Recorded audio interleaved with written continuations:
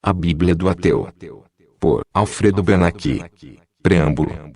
Prezados leitores, meu nome é Alfredo Bernacchi. Se você ainda não me conhece, muito prazer. Eu escrevi Ateu graças a Deus e tive a honra de vê-lo traduzido para o sistema Braille, na Capo, Portugal. E escrevi Sinto muito, mas Jesus Cristo não existiu. 2 anos depois, distribuo esses livros gratuitamente por aí, via internet apenas por altruísmo, porque acho importante para a humanidade, aquilo que transmito neles, uma nova forma de ver a vida, com liberdade, com veracidade e acreditando muito mais em você mesmo do que em misticismos e crenças tolas que te oferecem bengalas e consolos para viver uma vida falsa. Estou escrevendo mais esse livro porque os meus leitores insistem em perguntar quando escreverei o próximo livro e qual será o tema, etc. No site Usina de Letras, tem fila aguardando essa informação. A gente acaba sendo influenciado e não quer desagradar um público que prestigia com seu precioso tempo, lendo as coisas que eu escrevo. Se estiver bom para eles, está bom para mim. Assim,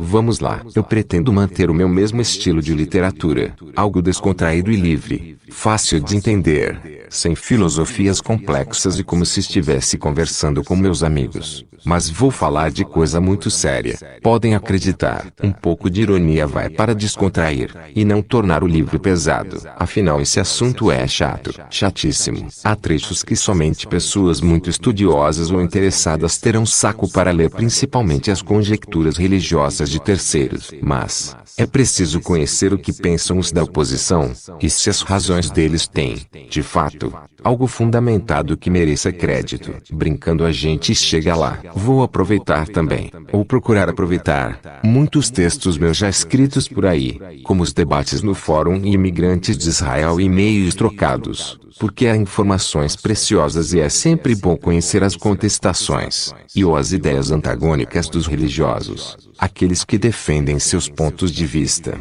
e entender o que anda na cabeça deles. Porque, realmente, para mim, no estágio de lucidez em que me encontro hoje, fica até difícil admitir que pessoas, em pleno século XXI ainda tenham as mesmas crendices do século 50 a.C., 5.000 anos antes de Cristo. Fica difícil. Um semi-analfabeto, que infelizmente é a maioria, vai lá. Mas pessoas formadas, universitários, pessoas, de certa forma, inteligentes e informadas, mal alimentarem essas mesmas crendices, fica difícil de aceitar sem fazer alguma careta. É verdade que o homem tem uma forte tendência para o misticismo, mas isso é pura e simples ignorância. Quem desconhece as verdades nas suas simplicidades ou complexidades, acredita suas causas e efeitos, ou além, simplesmente porque não sabe explicar, e cisma que tem que ter explicação. Como não encontra essa explicação, joga nas costas dos deuses. E haja deuses para explicar tanta coisa inexplicável para o homem desde os primórdios da civilização. Você que está lendo, não o conheço. Semi-analfabeto eu sei que não é,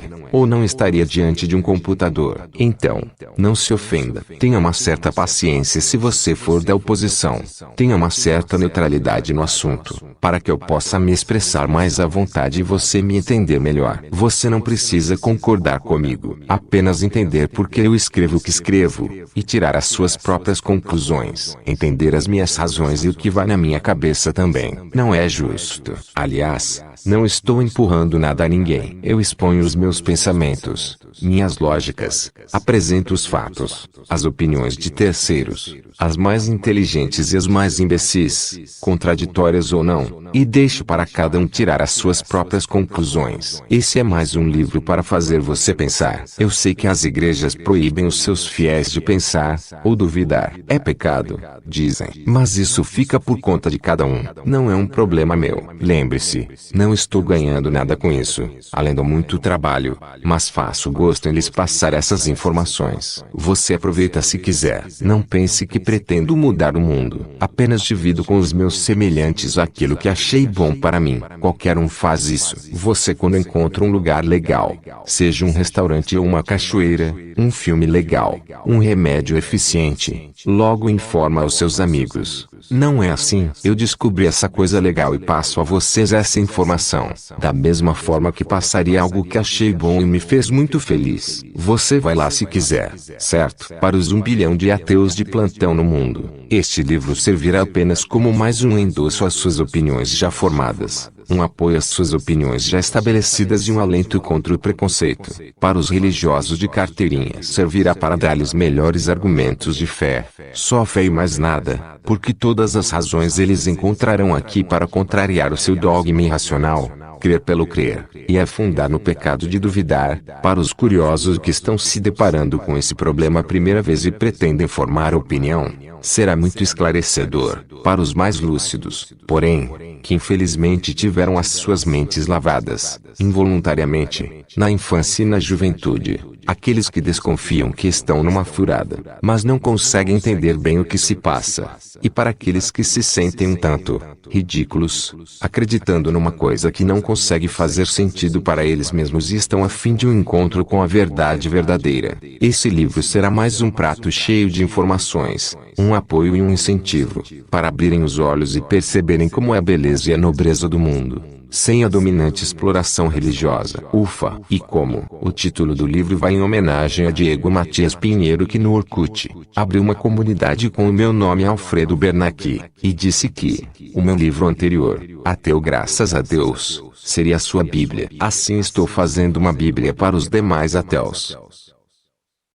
Gênesis, capítulo 1. Claro que o capítulo 1 dessa Bíblia do ateu teria que ser o Gênesis. Você também concorda, não é? A maioria das pessoas religiosas defendem seus argumentos escoradas totalmente na Bíblia, um livro divino, sem se dar o trabalho de conhecer as fontes e as verdadeiras origens da Bíblia. Religiosos não pensam, definitivamente, não raciocinam, eles apenas confiam na pessoa errada, e são enganados como são as vítimas de qualquer vigarista. Eles aprendem na igreja que até duvidar é pecado. Isso tem demais por aí. Eu mesmo passei por isso. Então eles não duvidam. Como gado de corte, são tocados para o matadouro com a maior tranquilidade, mansamente, e batem o pé, e brigam por suas convicções equivocadas, acreditando que vão para os verdes pastos do paraíso. Eu não vou ficar aqui, contestando a Bíblia. Teria que escrever outro livro só para isso. Aliás, já fiz isso bastante nos livros anteriores.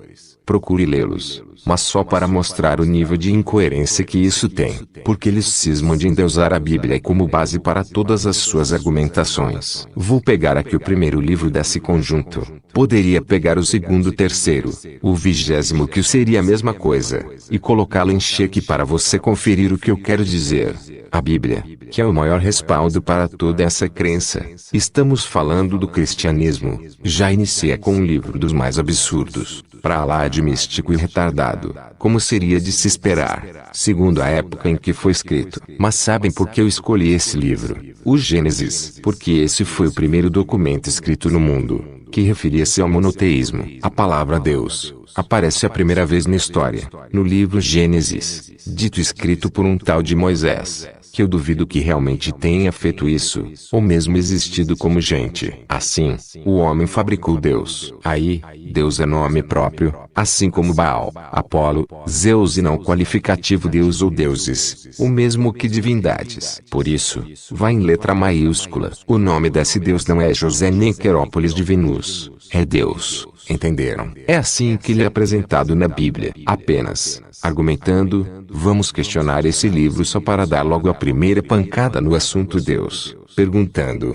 1. Quem escreveu Gênesis da Bíblia? O mesmo primeiro livro do Torá, a Bíblia judaica, também conhecido como Pentateuco. 2. Quando foi escrito? Em que época? 3. Quem eram as pessoas que existiam naquela época? 4.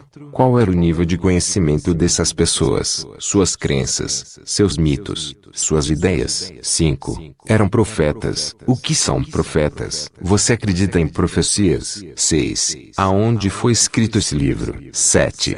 O que foi escrito? 8. Porque a Bíblia é considerada sagrada. Não vou debater a Bíblia, vou apenas responder essas perguntinhas, para ajudar a definir esse tal Deus dos cristãos e judeus, que aparece também com outros nomes, Jeová, etc. Existem também outros deuses, você sabe, Alá, do islamismo, Shiva, do hinduísmo, etc. Em pleno século XXI, Buda não é considerado Deus. Existem mais de 2.000 religiões e 10.000 seitas no mundo. 6.000 seitas na África e 1.200 nos Estados Unidos. Informação do Centro Apologético Cristão.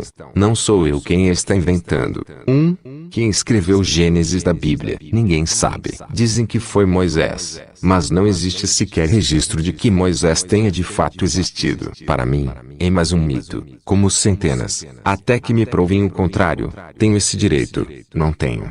Principalmente porque, naquela época, não havia escrita. Pode ser apenas outro mito fabricado pelos religiosos. Alguém que falava com Deus, claro, sem testemunhas, como tantos outros espertinhos já fizeram. Alguns pesquisadores analisando a grafologia, e segundo a terminologia usada, garantem que mais de uma pessoa escreveu os livros atribuídos a Moisés. Assim como aconteceu com os do Novo Testamento que atribuem aos apóstolos, mas foram escritos dos anos 53 a 200 da era cristã e reescritos durante os 13 séculos seguintes, pelos padres católicos. Uma coisa é certa, naquela época, até os bezerros de ouro atribuíam divindades. Portanto, se alguém ali mencionou um Deus único, apenas inventou mais um, por acaso. Hoje, muita gente acredita nesse e muita gente acredita em outros. E muita gente não acredita em nenhum. Não estou falando abobrinhas, certo? Você sabe disso. 2. Quando foi escrito? Em que época? Imagina-se que lá pelo século 30 a.C. começaram com a história de boca em boca, com revisões e complementos adicionados por cada um, por 1 ou 2 milênios seguintes. Estou falando de 1.000 a 2.000 anos. Até que, quando apareceu a escrita, ainda muito rudimentar, fecharam o texto da fantástica história e dali para adiante mexeram pouco, porque já estava sacramentado. Não existe qualquer prova sobre isso. Tudo, ou é chute ou é hipótese. O próprio Moisés, a quem cabe a autoria de vários livros e cenas de magia, não deixou qualquer prova da sua existência nem dos seus feitos, como as tábuas da lei. Por exemplo, em Deuteronômio 34:7, descreveu a sua própria morte e o luto posterior. Portanto, o Moisés existiu bem pra cá do ano 1300 a.C., ou época em que surgiram as escritas, e descreveu a sua própria morte, ou não foi ele quem escreveu a sua história e pode ter existido há mais de 3.000 anos antes de Cristo ou sequer ter existido de fato. Existem apenas divagações sobre o assunto. Quem disser o contrário está mentindo. Mas, Moisés é tudo para eles. Não digo que falta lucidez aos religiosos.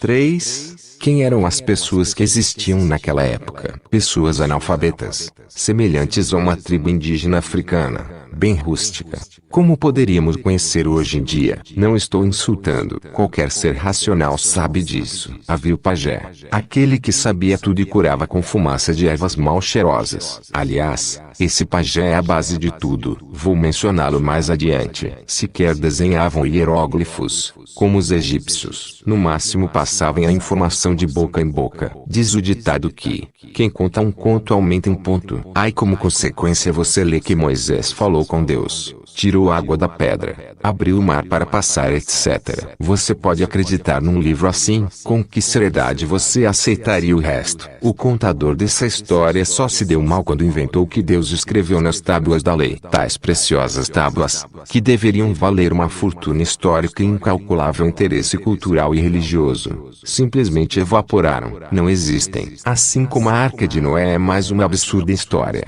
como sempre desprovida de veracidade, que pelo seu tamanho deveria, no mínimo, ter deixado algum rastro, porque a vida dos egípcios ninguém duvida, certo? Está tudo lá para quem quiser ver. Que naquela época se acreditasse em histórias da carochinha, tudo bem, mas hoje, em plena época do DNA, fica difícil aceitar que pessoas cultas e inteligentes ainda acreditem nisso. Me segura, porque eu fico indignado com isso. 4. Qual era o nível de conhecimento dessas pessoas? Eles olhavam para o céu e não sabiam por que o sol existia, nem a lua nem as estrelas. Não sabiam de onde vinha a chuva, nem o vento. Não sabiam onde a terra começava nem terminava. Começava onde era possível ver horizonte à frente e terminava onde era possível ver horizonte atrás. Aliás, como retrata o texto de Moisés. A terra tinha um formato de disco. Circulou conforme o texto. Tradução atual de João Ferreira de Almeida em Isaías 40:22 e Jó 26:10 até eles mudarem para esfera.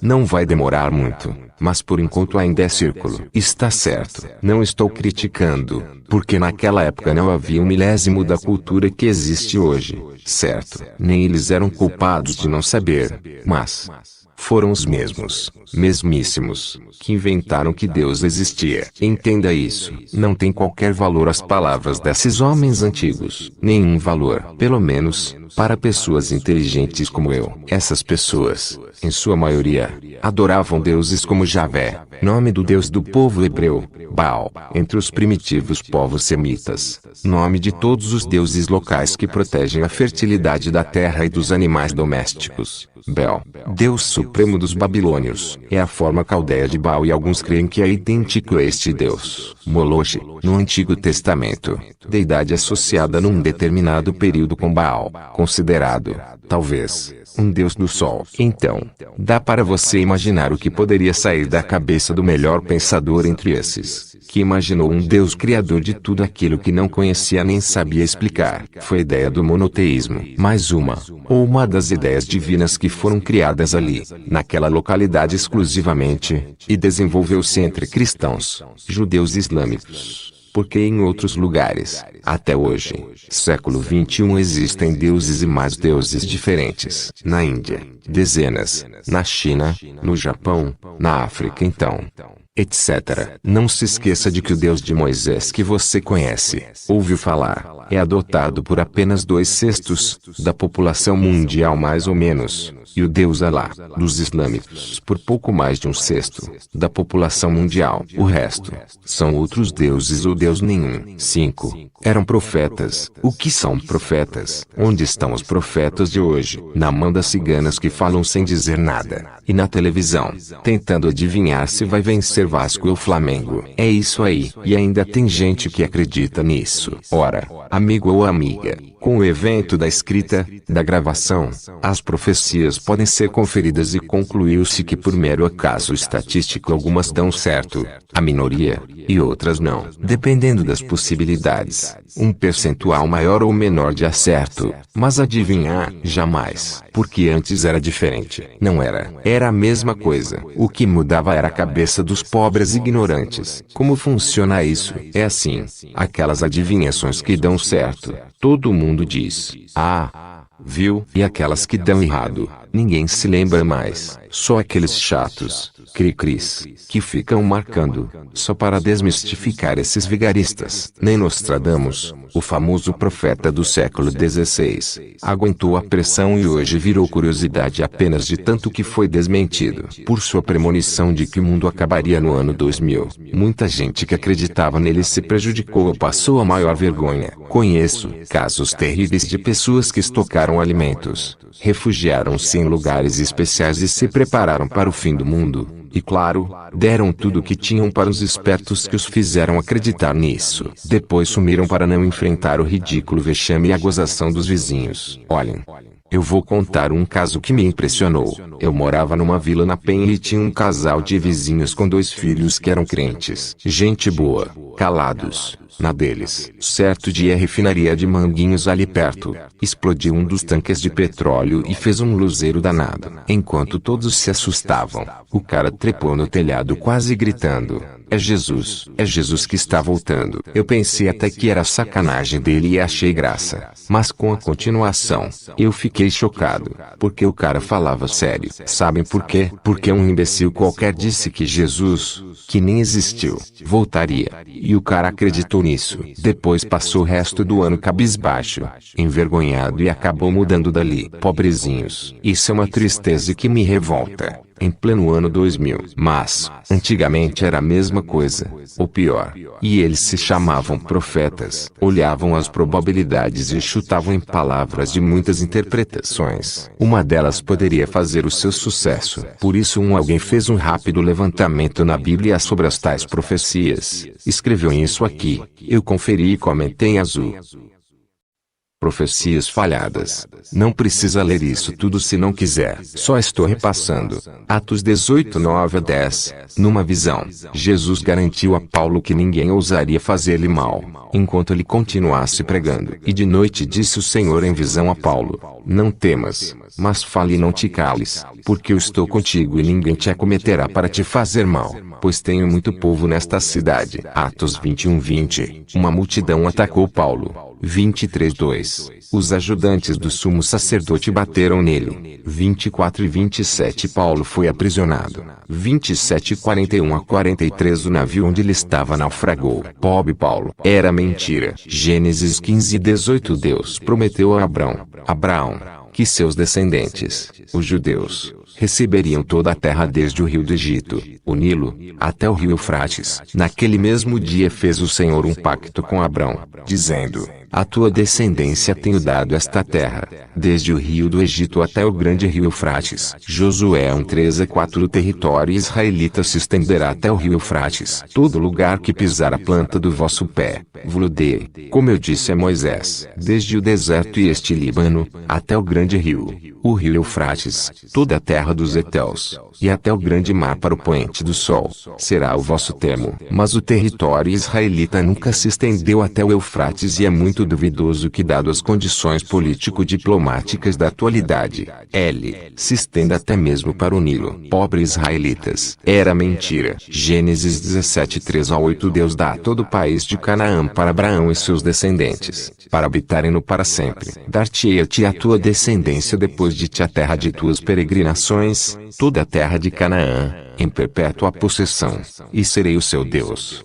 Veja também, Gênesis 13:15, Êxodo 32:13. Canaã era a terra a oeste do rio Jordão e o Mar Morto, entre essas águas e o Mediterrâneo, a região mais tarde chamada Palestina. Por um problema histórico, os judeus não receberam toda Canaã para uma possessão perpétua. Revoltas dos judeus contra Roma em 132-135 d.C. levaram a sua dispersão pelo mundo. Por 18 séculos turcos, persas e árabes ocuparam a Palestina. Os judeus começaram a retornar em número significativo apenas em 1921, um pouco antes da criação do moderno Estado de Israel em 1948, e até hoje brigam por um pedaço dela. Pobres judeus, foram enganados. Salmos 89, 3 ao 4. Deus prometeu a Davi que sua linhagem real e seu trono durariam de geração em geração. Fiz um pacto com o meu escolhido, jurei ao meu servo Davi: estabelecerei para sempre a tua descendência,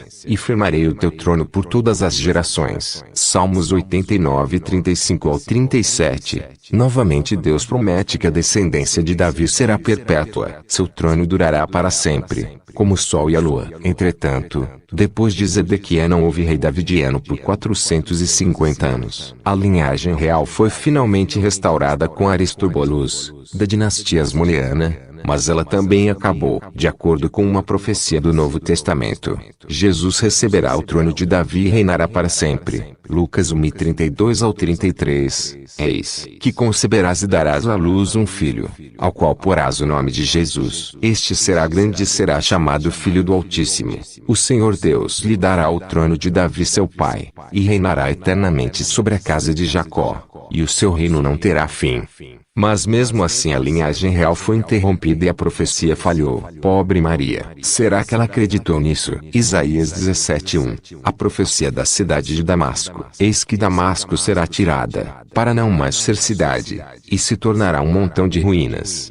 Mas Damasco, a capital da Síria, uma das cidades mais antigas do mundo, prospera hoje em dia. Ela tem sido continuamente habitada desde sua fundação. Nunca foi um montão de ruínas. Nessa Isaías se deu mal. Isaías 34, 8 ao 10. Uma profecia que a terra de Edom, que fica entre o Mar Morto e o Golfo de Acaba, se tornará pez ardente. As suas torrentes se converterão em pez, o pó do seu chão, em enxofre. A sua terra ficará reduzida a pez ardente, que não se apagará noite e dia. A sua fumaça subirá para sempre. De geração em geração subsistirá a ruína. Pelos séculos dos séculos não haverá quem passe por ela. Mas isso nunca aconteceu e pessoas continuam passando através de Edom até os dias de hoje. Acho que Isaías devia ter tentado os búzios. Esses profetas tinham ódio das cidades, que eram como pequenas vilas de hoje, adversárias aos judeus e viviam profetizando sua extinção catastrófica, para a alegria do povo, como Babilônia, Edom, Azor, Damasco, Jerusalém, Judá, Egito, Tiro. Algumas cidades sobreviveram ao tempo, outras se extinguiram, como milhares de cidades que perdem seu interesse econômico. Todas eram passivas de guerras, comuns naquelas épocas. Hoje se discute se os profetas as citaram ou não. Ridículo isso. Ridículo.